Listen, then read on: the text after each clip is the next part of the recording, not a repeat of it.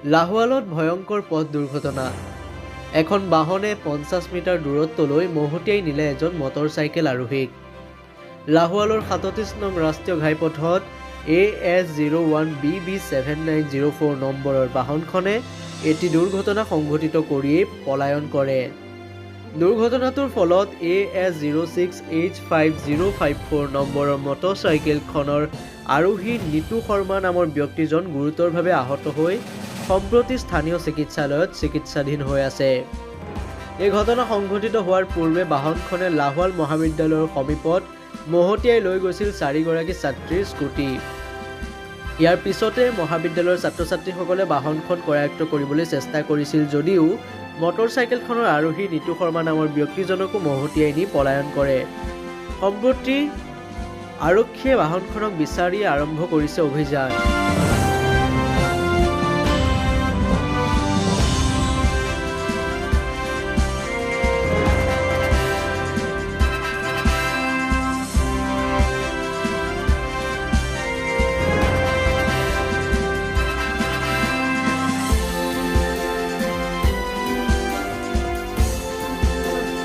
মানে হাত এতিয়াও কঁপি আছে।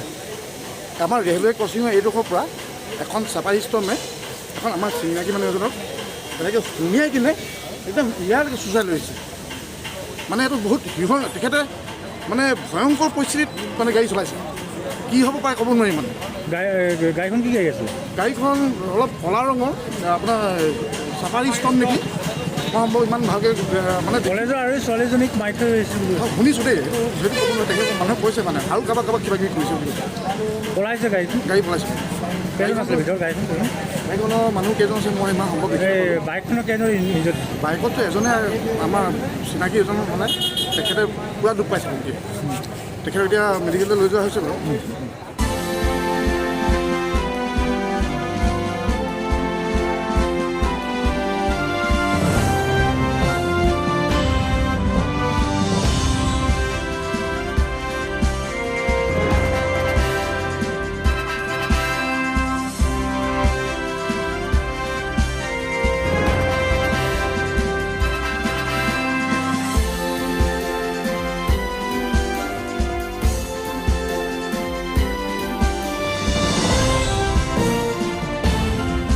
ডিব্ৰুগড়ৰ পৰা দীপিকা বৰুৱাৰ ৰিপৰ্ট, প্ৰতিদিন লাইভ আছাম।